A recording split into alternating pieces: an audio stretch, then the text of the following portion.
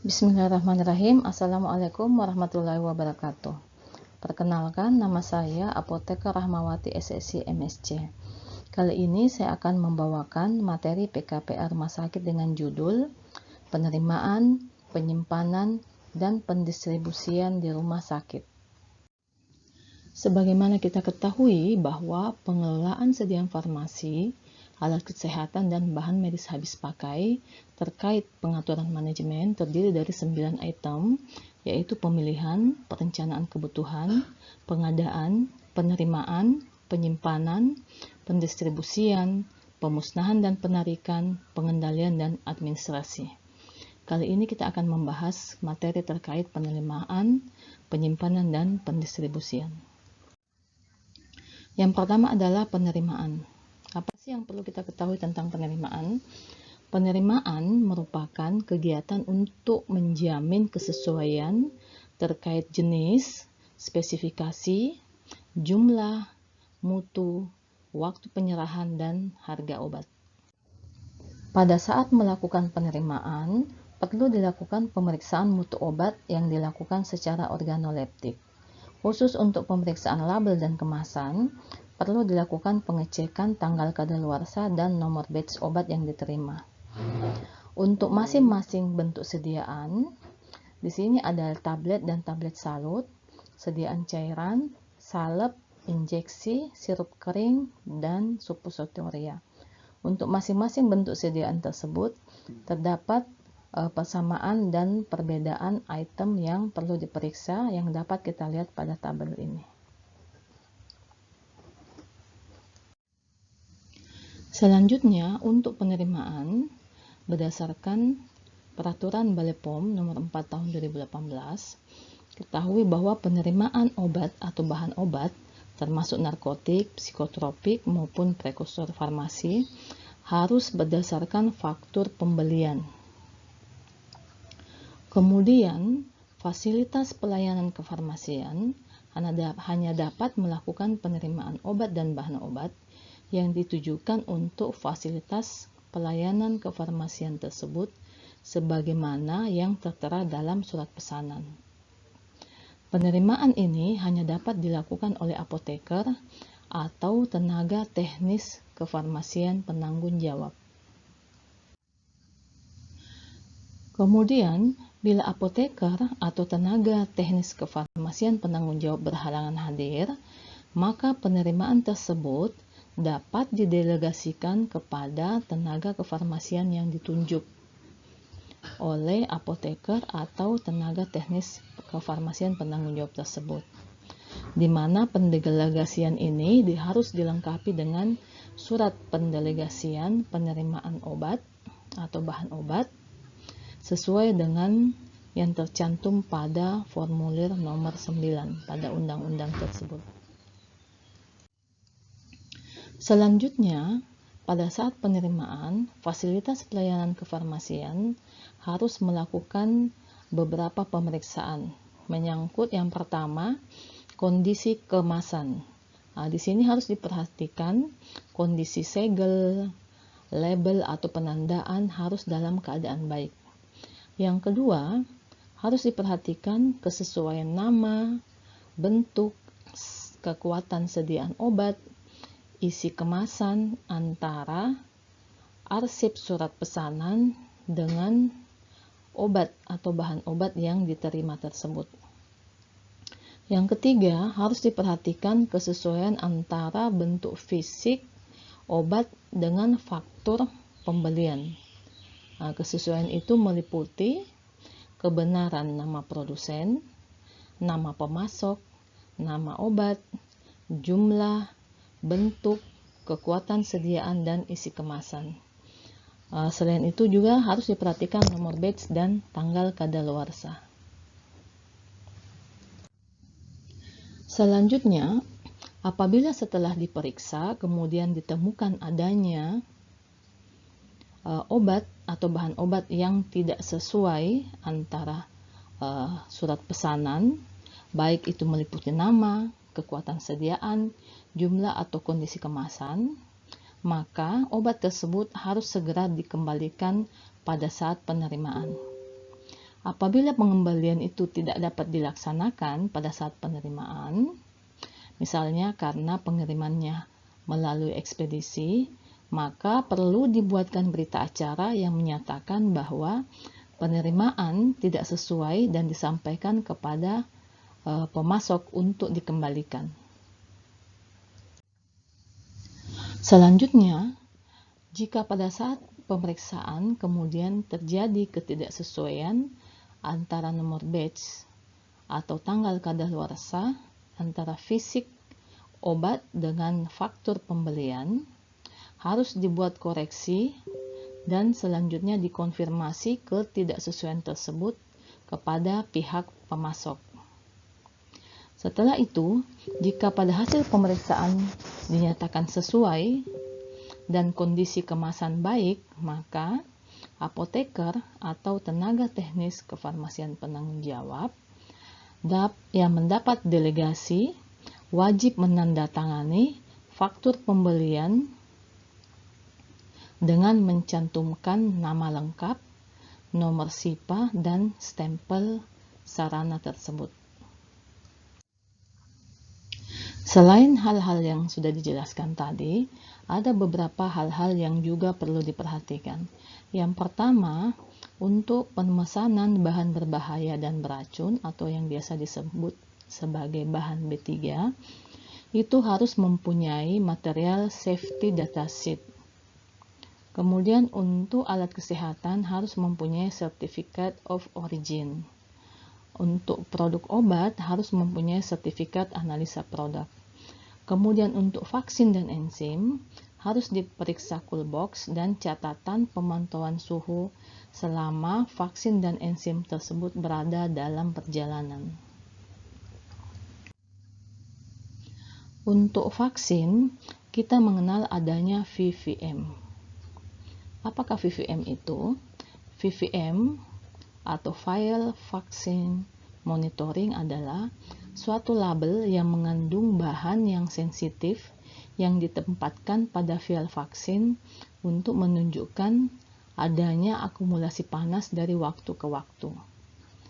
Kombinasi pengaruh waktu dan temperatur menyebabkan kotak yang berada pada VVM akan berubah menjadi gelap secara perlahan-lahan dan bersifat irreversibel. Hal ini berhubungan langsung antara kecepatan perubahan warna dengan temperatur. Ada 4 kondisi dari VVM tersebut. Kondisi A, B, C, dan D. Untuk kondisi A, ini adalah kondisi yang paling bagus di mana kotak di dalam lingkaran tersebut itu warnanya lebih terang daripada lingkaran. Ini artinya bahwa vaksin tersebut bisa digunakan selama tidak kadaluarsa. Untuk kondisi B, warna kotaknya sudah mulai berubah menjadi lebih gelap, tapi dia masih lebih terang dibanding warna lingkaran. Ini juga vaksinnya masih bisa digunakan selama belum kadaluarsa. Sedangkan untuk kondisi C dan D, di mana untuk kondisi C, warna kotak sama dengan warna lingkaran. Untuk kondisi D, warna kotak lebih gelap daripada warna lingkaran, maka vaksin tersebut sudah tidak bisa digunakan walaupun belum kadaluarsa. Sekarang kita masuk ke materi penyimpanan. Apakah yang dimaksud dengan penyimpanan? Penyimpanan adalah suatu kegiatan menyimpan dan memelihara dengan cara menempatkan sediaan farmasi, alat kesehatan, dan BMHP yang diterima pada tempat yang dinilai aman dari pencurian dan dinilai aman dari gangguan fisik yang dapat merusak dari mutu obat. Tujuannya adalah untuk menjamin kualitas dan keamanan sediaan farmasi, alat kesehatan, dan BMHP sesuai dengan persyaratan kefarmasian. Yang kedua yaitu untuk memelihara mutu sediaan farmasi, menghindari penggunaan yang tidak bertanggung jawab, menghindari kehilangan dan pencurian, serta memudahkan pencarian dan pengawasan. Syarat-syarat tempat penyimpanan ada beberapa Syarat-syarat yang perlu diperhatikan yang pertama yaitu rak atau lemari yang disediakan harus cukup untuk bahan-bahan yang ada. Yang kedua, jarak barang dengan langit-langit itu minimal 50 cm. Kemudian langit-langit itu tidak boleh berpori atau bocor. Tersedia palet untuk barang yang diletakkan di bawah agar tidak langsung kontak dengan lantai. Yang kelima adalah ruangan harus bebas serangga. Yang keenam, perlu adanya pendingin ruangan, baik berupa AC ataupun kipas angin. Selanjutnya, dinding harus kedap air. Lantai tidak boleh berongga. Kemudian tempat penyimpanan itu harus bebas banjir. Tersedia pendingin untuk obat-obat tertentu yang memerlukan kondisi tersebut. Selain itu, lemari pendingin perlu diberi alat pemantau suhu. Harus disediakan genset untuk mengantisipasi jika terjadi listrik padam. Kemudian tempat penyimpanan harus selalu dalam keadaan bersih dan rapi. Ada beberapa aspek umum penyimpanan. Yang pertama, area penyimpanan obat hanya boleh dimasuki oleh petugas farmasi yang berwenang. Kemudian yang kedua, harus tersedia minimal 2 pintu untuk jalur evakuasi. Selanjutnya, obat yang mendekati kadaluarsa 3 atau 6 bulan sebelum tanggal kadaluarsa tergantung dari kebijakan rumah sakit, sebaiknya disimpan terpisah dan diberi penandaan khusus. Yang keempat, obat harus disimpan dalam kondisi yang menjaga stabilitas bahan aktif hingga digunakan oleh pasien. Info suhu penyimpanan tersebut dapat dilihat pada kemasan obat. Suhu tempat penyimpanan harus selalu dipantau menggunakan termometer yang terkalibrasi. Khusus vaksin, tidak direkomendasikan disimpan dalam kulkas rumah tangga. Pemantauan suhu ruangan harus dilakukan 1 kali sehari dan pemantauan lemari pendingin harus dilakukan 3 kali sehari. Yang kelima, termometer yang digunakan untuk mengukur suhu pendingin dapat berupa termometer eksternal maupun termometer internal yang harus dikalibrasi setiap tahun. Selanjutnya, elektrolit konsentrasi tinggi tidak boleh disimpan di unit perawatan kecuali untuk kebutuhan klinis yang penting. Nomor 7. Elektrolit konsentrasi tinggi yang disimpan pada unit perawatan pasien harus dilengkapi dengan pengaman, diberi label yang jelas dan disimpan pada area yang dibatasi secara ketat untuk mencegah penata laksanaan yang kurang hati-hati. Selanjutnya, sediaan farmasi, alat kesehatan, dan bahan medis habis pakai yang dibawa pasien juga harus disimpan secara khusus dan dapat diidentifikasi, jadi harus disimpan secara terpisah. Tempat penyimpanan obat tidak dipergunakan untuk penyimpanan barang lainnya yang mungkin saja dapat menyebabkan terjadinya kontaminasi. Untuk poin ke-10, penyimpanan obat harus dilengkapi dengan kartu stok, baik kartu stok manual maupun elektronik. Yang ke-11, informasi yang harus ada pada kartu stok, meliputi nama obat, bentuk sediaan, kekuatan obat, jumlah persediaan, tanggal, nomor dokumen, dan sumber penerimaan obat tersebut, jumlah yang diterima, tanggal, nomor dokumen, dan tujuan penyerahan atau penggunaannya, jumlah yang digunakan, nomor batch dan tanggal kadaluarsa setiap penerimaan atau penggunaan tersebut, paraf atau identitas petugas yang ditunjuk. Selanjutnya, penyimpanan obat atau bahan obat yang rusak maupun kadaluarsa harus disimpan terpisah dari obat yang masih layak digunakan dan diberi penanda yang jelas serta dilengkapi dengan pencatatan. Kemudian perlu dilakukan stock of name secara berkala minimal sekali dalam 6 bulan. Selanjutnya, untuk bahan yang mudah terbakar, sebaiknya disimpan dalam ruang yang tahan api dan diberi tanda khusus bahan berbahaya. Untuk gas medis, sebaiknya disimpan dengan posisi berdiri, terikat, dan diberi penandaan untuk menghindari kesalahan pada saat pengambilan gas medis tersebut. Penyimpanan tabung gas medis kosong sebaiknya disimpan terpisah dari tabung yang masih ada isinya. Penyimpanan tabung gas medis di ruangan harus menggunakan tutup demi keselamatan.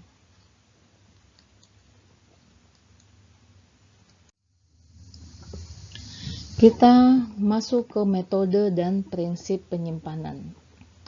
Untuk metode penyimpanan, ada yang melakukan penyimpanan berdasarkan kelas terapi obat, ada yang berdasarkan bentuk sediaan obat, dan ada yang melakukan penyimpanan berdasarkan jenisnya. Jadi dipisahkan berdasarkan sediaan farmasi, alat kesehatan, dan bahan medis habis pakai. Kemudian untuk prinsip penyimpanan itu ada dua, yaitu FIFO, first expire, first out, dan FIFO, first in, first out. Kondisi khusus penyimpanan. Yang pertama adalah untuk obat-obat LASA atau NOROM. LASA adalah obat-obat yang look alike, sound alike. Jadi yang tampilannya mirip ataukah pengucapannya mirip. Di sini contohnya adalah karboplatin dan cisplatin. Jadi ada kemiripan karena keduanya mengandung kata platin. Kemudian natrium diklofenak 25 mg dan natrium diklofenak 50 mg. Nama sama, kemasan mirip, yang beda adalah kekuatannya. Contoh obat LASA dengan kekuatan berbeda, maka obat-obat tersebut sebaiknya disimpan tidak berdampingan dan sebaiknya diberi label LASA, seperti pada contoh gambar di mana amlodipin 5 mg dan amlodipin 10 mg disimpan terpisah yang diantarai dengan obat captopril.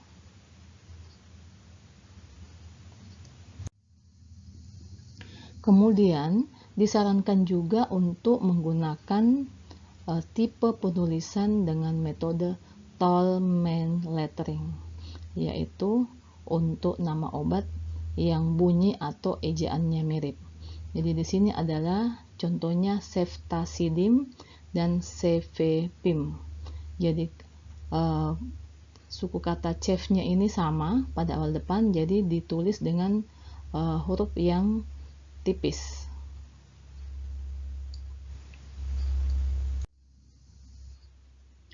Kemudian yang kedua adalah obat high alert. Obat high alert adalah obat yang harus diwaspadai karena berdampak serius pada keselamatan pasien jika terjadi kesalahan dalam penggunaan.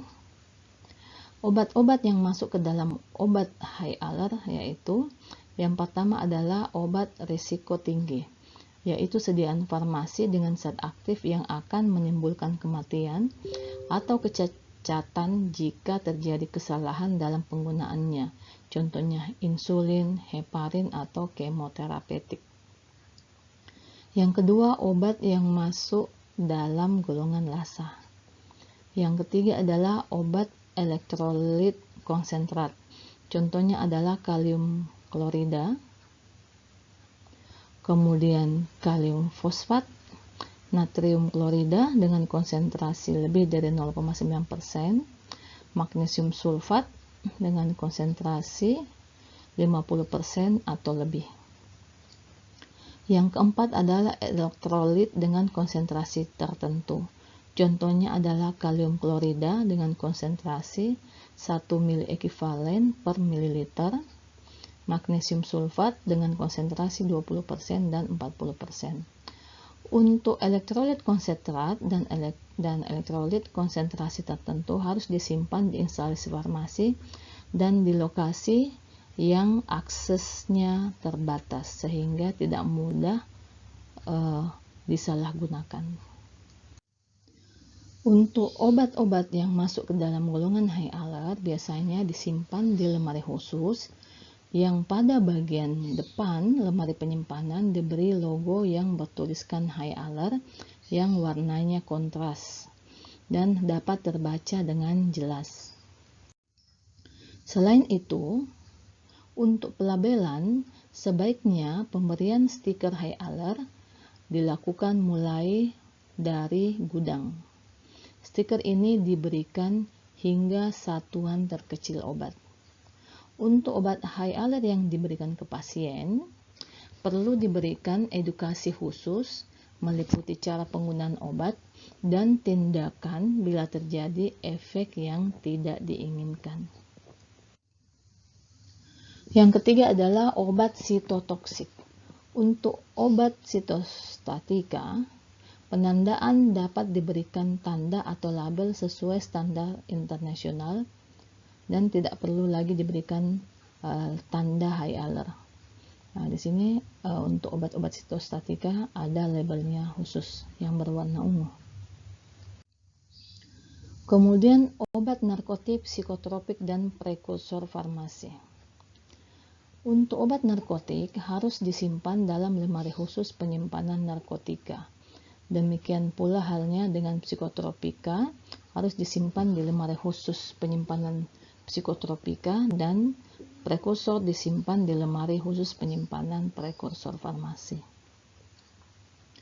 Untuk lemari khusus penyimpanan narkotika dan lemari khusus penyimpanan psikotropika harus mempunyai dua kunci yang berbeda. Satu dipegang oleh apoteker penanggung jawab dan satunya lagi dipegang oleh pegawai lain yang dikuasakan.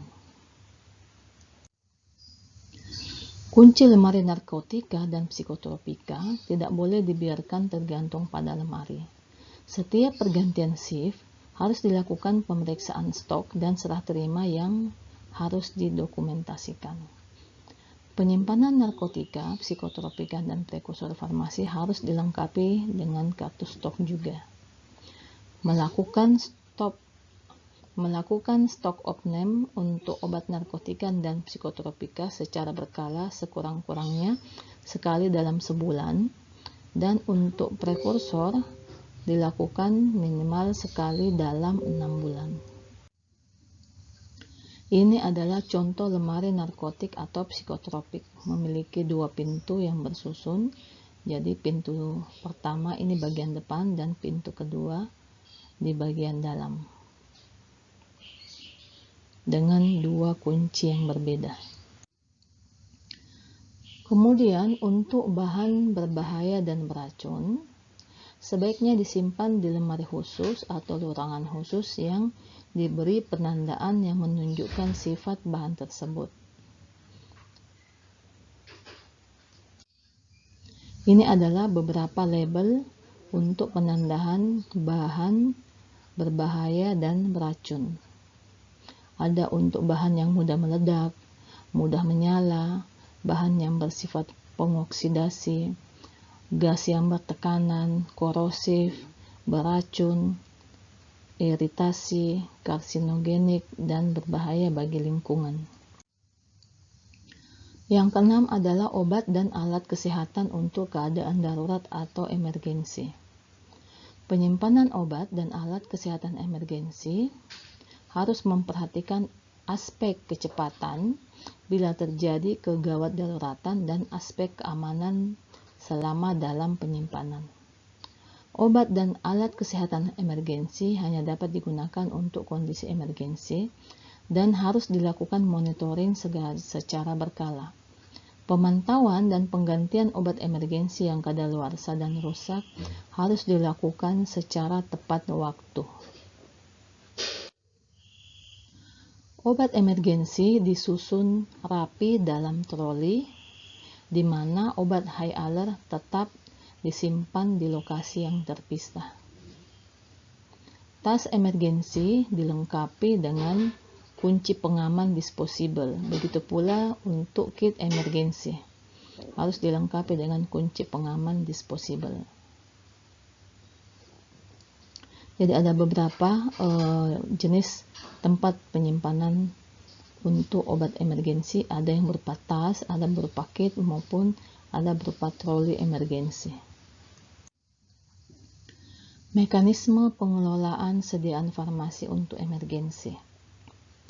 Yang pertama, jenis dan jumlah persediaan untuk masing-masing item sediaan farmasi emergensi telah ditetapkan oleh tim kode blue atau tim sejenis yang salah satu anggota timnya adalah seorang apoteker. Sediaan farmasi yang perlu disiapkan adalah untuk pengobatan gangguan jantung, gangguan pembuluh darah, untuk reaksi alergi, konvulsi, dan bronkoplasma. Sediaan farmasi emergensi harus dapat diakses dan sampai pada pasien kurang dari 5 menit. Sediaan farmasi harus selalu tersedia dan tidak boleh kosong. Sediaan farmasi yang telah digunakan harus segera diganti. Persediaan emergensi harus diinspeksi oleh staf instalasi farmasi secara rutin. Ini adalah beberapa contoh obat-obat emergensi. Jadi untuk ruang tindakan yang masuk dalam kategori merah, ini ada beberapa item 1, 2, 3, 4, 5, 6, 7, 8, 9, 10, 11, 12, 13, 14, 15, 16, 17, 18. Untuk 18 item yang pertama ini harus selalu tersedia dalam jumlah yang cukup di IGD tanpa harus diresepkan. Kemudian 2 item terakhir ini harus tersedia dalam jumlah yang cukup. Kemudian yang kedua untuk kategori kuning, obat-obat atau alkes, alat habis pakai harus selalu tersedia dalam jumlah yang cukup di IGD tanpa harus diresepkan.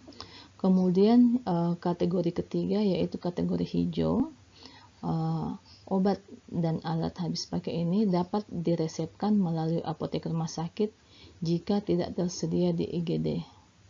Kemudian masuk kategori pada ruang tindakan kebidanan, maka untuk 2 item yang pertama itu harus tersedia dalam jumlah yang cukup.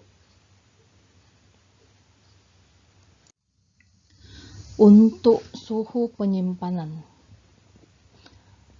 untuk sediaan farmasi ada 4 jenis penyimpanan, yaitu penyimpanan pada suhu ruang, di mana suhunya lebih dari 25 derajat Celcius.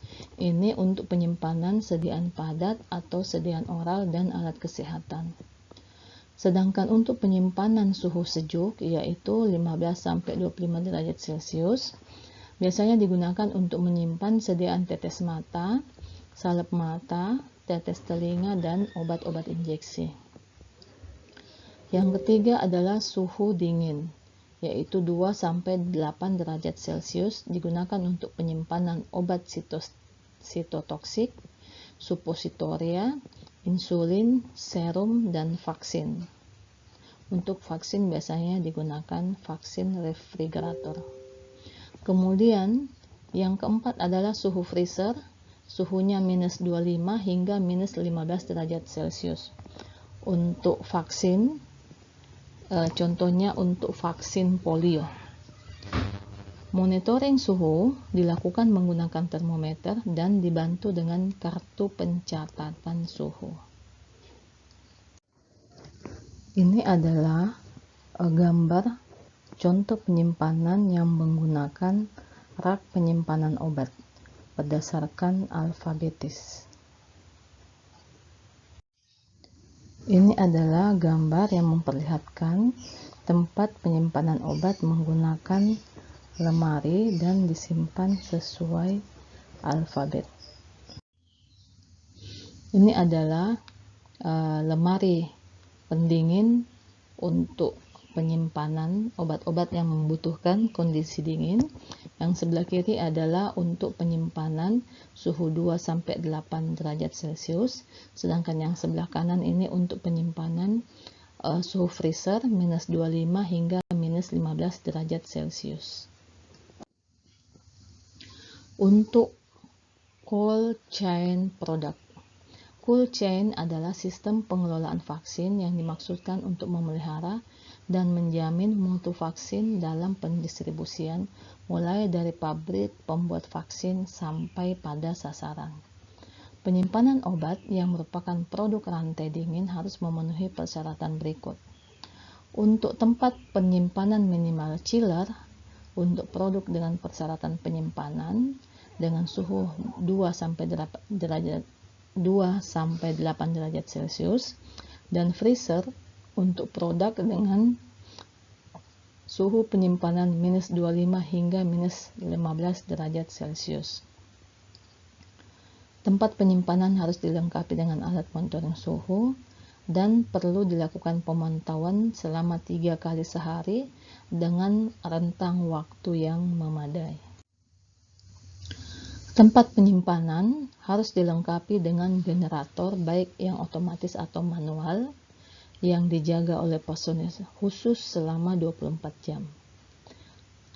Pada saat penyimpanan, obat tidak boleh disimpan dengan kondisi terlalu padat sehingga sirkulasi udara dapat dijaga, di mana perlu jarak antara produk sekitar 1-2 cm. Penyimpanan obat atau bahan obat yang rusak atau kadaluarsa harus disimpan terpisah dan dilengkapi dengan label atau penandaan khusus yang jelas dan pencatatan. Kita masuk ke bagian yang ketiga, yaitu distribusi.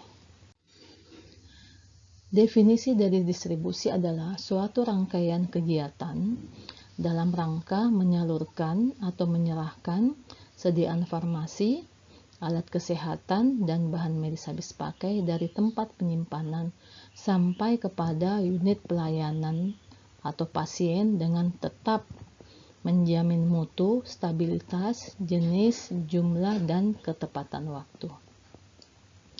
Rumah sakit harus menentukan sistem distribusi yang dapat menjamin terlaksananya pengawasan dan pengendalian sediaan farmasi, alat kesehatan, dan BMHP di unit pelayanan. Tujuan dari distribusi yaitu agar tersedia sediaan farmasi, alat kesehatan, dan BMHP di unit-unit pelayanan secara tepat waktu, tepat jenis, dan tepat jumlah.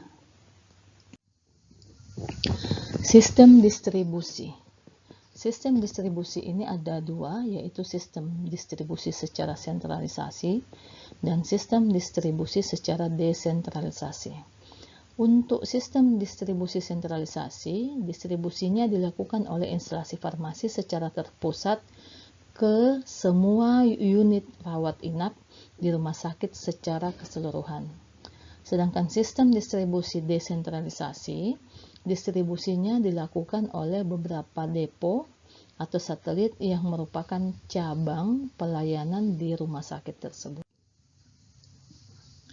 Untuk sistem sentralisasi, sistem pendistribusian dipusatkan pada satu tempat, yaitu instalasi farmasi.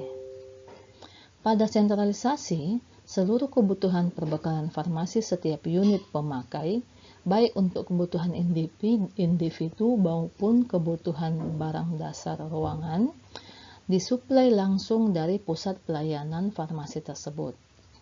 Resep yang orisinil dikirim ke instalasi farmasi rumah sakit oleh perawat, kemudian resep itu diproses sesuai kaidah, cara dispensing yang baik, dan obat disiapkan untuk didistribusikan ke penderita tersebut. Untuk proses sentralisasi, permasalahan yang mungkin terjadi yang pertama adalah terjadinya delay time jika permintaan dan distribusi obat ke pasien yang cukup tinggi. Yang kedua, jumlah kebutuhan personel di IFRS itu dapat meningkat. Yang ketiga, tenaga farmasi kurang dapat melihat data riwayat pasien dengan cepat. Yang keempat, dapat terjadi kesalahan obat karena kurangnya pemeriksaan pada waktu penyiapan.